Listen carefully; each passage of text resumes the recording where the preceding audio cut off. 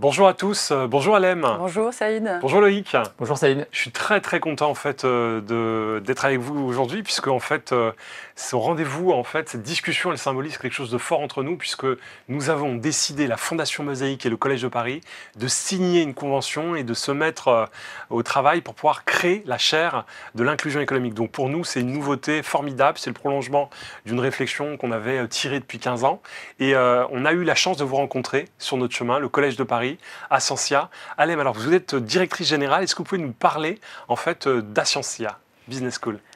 Alors, absolument. Alors, Ascensia est une école de commerce et de management qui est très ancrée dans les territoires d'Île-de-France. C'est une école francilienne qui a 4 campus historiques au plus près des territoires d'Île-de-France. Donc, elle a un campus à Évry, Courcouronnes, à Marne-la-Vallée, à Logne, à Saint-Quentin-en-Yvelines et à Paris-La-Défense.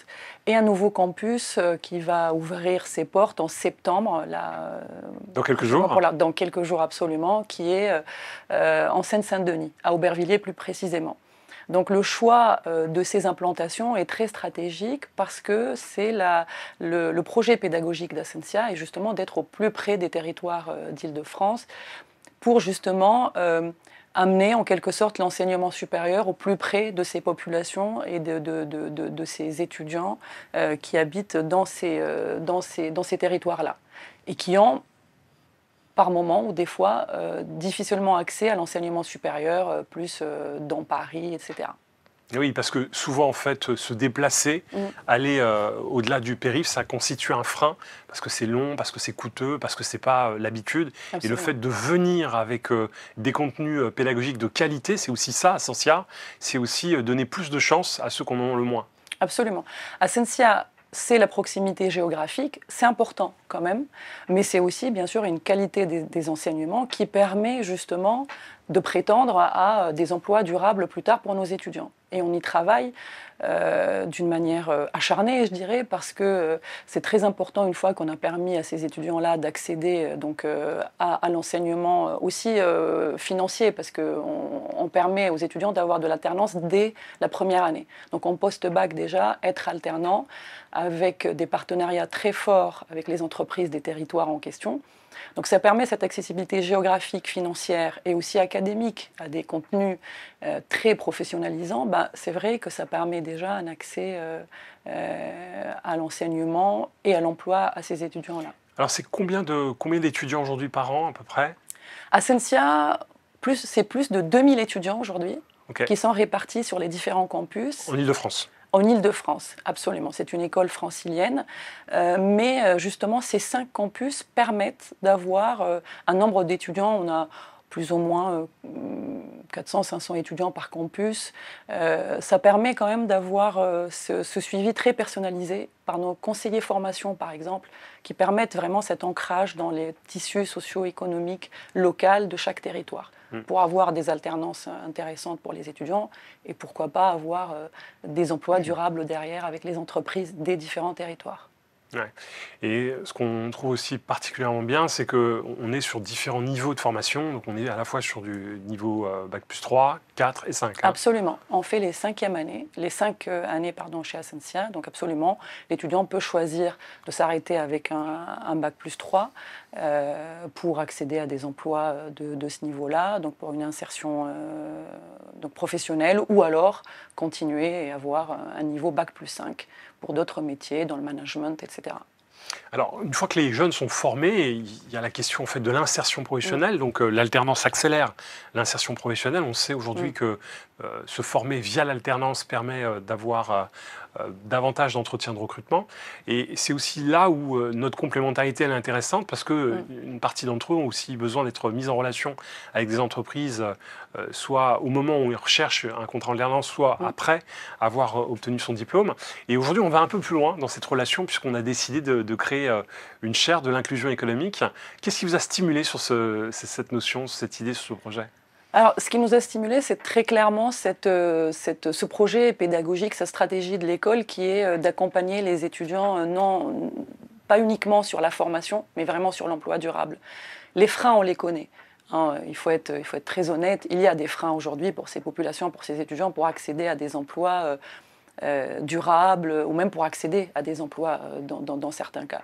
Donc l'idée de s'associer avec Mosaïque pour créer cette chaire, c'est aussi de travailler sur éventuellement ces freins-là qui font que les entreprises peut-être sont des fois frileuses à recruter ces jeunes-là qui, à compétences égales, quelquefois trouvent des difficultés à être insérés dans des entreprises bien déterminées ou dans des secteurs d'activité bien déterminés. Donc pourquoi pas, grâce à la chaire, pourquoi pas essayer d'avoir des études, même peut-être créer des corrélations pour expliquer que ce n'est pas juste un enjeu réputationnel pour les entreprises que de créer ces jeunes-là, mais ça peut créer des jeunes issus de la diversité et leur permettre une inclusion réelle en entreprise.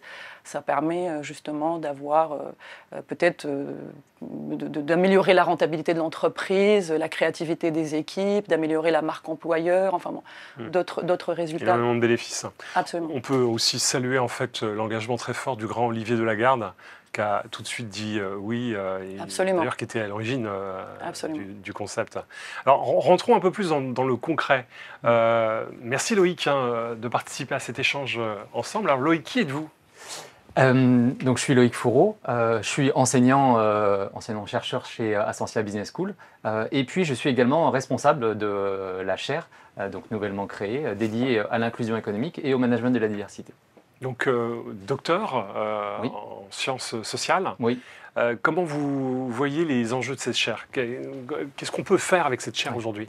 Alors déjà, peut-être pourquoi effectivement cette chaire sur ce sujet de la diversité, qui est un sujet qui est très porté. Si on regarde en fait la législation française, elle énumère une vingtaine de critères de diversité différents, dont chacun peut faire l'objet de mesures de discrimination. Ouais, et parmi ces code du travail. Voilà. Et parmi ces critères, le critère de l'origine n'est pas forcément le plus connu. Peut-être déjà parce que l'origine, c'est une notion qui est assez vaste. On parle d'origine géographique, d'origine ethnique, d'origine sociale, d'origine culturelle. Et on sait que l'origine, elle est un frein à l'emploi. On en parle, mais est-ce qu'on sait vraiment le mesurer? Alors, on sait le mesurer de plus en plus parce que déjà, on a arrêté de croire qu'il était interdit de mesurer la diversité d'origine en France. C'est possible à certaines conditions. Et donc, on commence à avoir des chiffres et on commence à un peu mieux mesurer l'ampleur du phénomène. Typiquement, quand on parle de diversité d'origine, on sait, c'est un rapport de la Cour des comptes de 2022 qui nous l'indique, que les titulaires de Bac+2, issus des quartiers prioritaires politiques de la ville, ont un taux de chômage 3 fois plus élevé que dans le reste de la population. Si on se place du côté des entreprises, que l'on regarde les exécutifs des entreprises, conseil d'administration, comité de direction, il a été fait une étude par Mosaïque RH au sein des entreprises du SBF 120. 90% des membres de ces instances ont un patronyme à consonance européenne. Donc la diversité ethnoculturelle, elle est assez rare dans ces exécutifs et dans certains secteurs d'activité, c'est vraiment poussé à l'extrême. Donc travailler effectivement sur mieux mesurer ce phénomène, sur les freins à l'emploi, à l'accès aussi à ce type de formation, faire progresser la connaissance, puisque c'est une chaire de recherche et d'enseignement, c'est effectivement nos enjeux.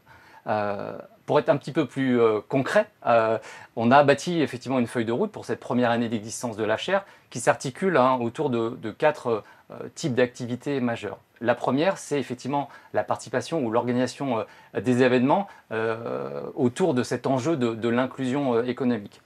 Alors ça peut être effectivement des journées de recherche, des échanges de pratiques entre partenaires ou s'inscrire dans le prochain sommet de l'inclusion économique qui aura lieu le 28 novembre prochain. Deuxième type d'activité, c'est d'initier effectivement des projets de recherche-action avec des entreprises partenaires qui sont désireuses effectivement de faire mieux connaître cette situation, identifier des leviers d'action. Troisième activité, à partir notamment de ces projets de recherche et de ces événements, ça sera effectivement de publier des articles, des ouvrages sur ce sujet. Production.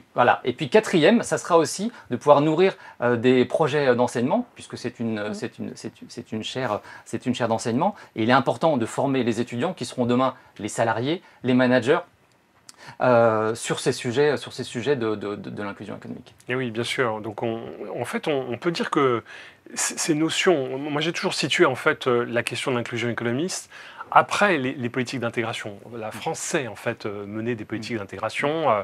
Aujourd'hui, on a des réussites qui ont bénéficié de ces politiques d'intégration et on n'a pas bien géré en fait la question de l'inclusion parce qu'on considérait que lorsqu'on mettait le paquet sur l'intégration, quand on élevait les gens, faire en sorte en fait que des populations d'origine modeste puissent accéder à l'enseignement supérieur, c'était déjà en fait la fin d'une trajectoire. En réalité, c'est super parce que le niveau d'éducation monte, le niveau de compétence, le niveau d'habilité augmente. En revanche, on rate complètement l'atterrissage qui consiste à dire est-ce que ces compétences, elles peuvent être captées par le marché du travail, elles peuvent permettre en fait à des entreprises de se développer. Et c'est vrai que là, il y a un raté. Il y a un raté qui s'illustre par un manque de politique de lutte contre les discriminations. Et nous, on a développé toute une ambiance sur les questions d'inclusion parce que ça se joue là, ça se joue par la capacité de permettre à des populations issues d'origine sociale modeste de travailler et de vivre par son travail. Et une fois qu'on est connecté au monde économique, eh bien, on développe, on permet à l'individu de se développer. Et donc ça, maintenant, il faut que ça transpire intellectuellement. Et c'est là où cette chaire est un point aujourd'hui de rendez-vous obligatoire parce qu'on n'a pas assez de matériaux pour pouvoir comprendre, mesurer. Je trouve qu'en France, la recherche intellectuelle, elle a un peu abandonné ce sujet-là. Et on est ravis de faire ça avec le Collège de Paris, avec vous. Donc, longue vie à cette chaire d'inclusion économique. Alors, tout à l'heure, vous évoquiez la question de recherche-action au sein des entreprises. Comment ça peut se traduire concrètement ? Alors, les entreprises peuvent être partenaires de la chaire parce que déjà en elles-mêmes, elles présentent un terrain de recherche qui est formidable pour la chaire et ses chercheurs. Donc, soit parce qu'elles ont une problématique ou une question sur ces sujets-là, soit parce que effectivement la chaire peut apporter à elle-même une problématique sur laquelle l'entreprise souhaite s'associer. Et pour l'entreprise, les entreprises partenaires, c'est l'occasion derrière de effectivement pouvoir bénéficier des enseignements de la chaire. C'est un réseau d'échanges avec d'autres partenaires et d'autres entreprises engagées sur ce sujet. Et c'est la possibilité aussi de bénéficier des meilleures pratiques et des pratiques effectivement les plus innovantes à la matière. On peut aujourd'hui aussi se dire que beaucoup d'entreprises se questionnent sur ces questions-là et elles ont besoin de partenaires pour pouvoir pousser leurs réflexions, définir des feuilles de route, des plans d'action pour pouvoir agir et donc du coup passer par une phase d'analyse peut leur permettre au niveau de leur secteur d'activité, au niveau de leur territoire de progresser. On parlait aussi dans ce qu'évoquait Loïc, cette capacité d'accompagner les enseignants, d'accompagner les professeurs à mieux comprendre ces questions de discrimination, ces notions de discrimination systémique et puis surtout en fait tous ces leviers qu'on pourrait en fait transmettre et les enjeux qui sont nécessaires pour accompagner le corps professoral.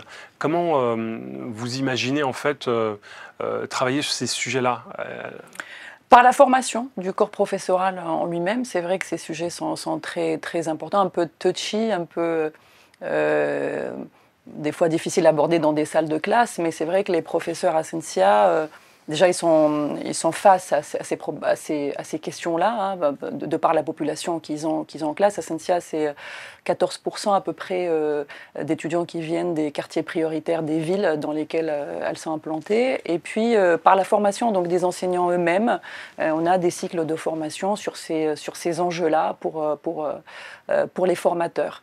Puisque l'inclusion, on a parlé des origines sociales, mais c'est aussi les personnes en situation de handicap, plus tout le reste.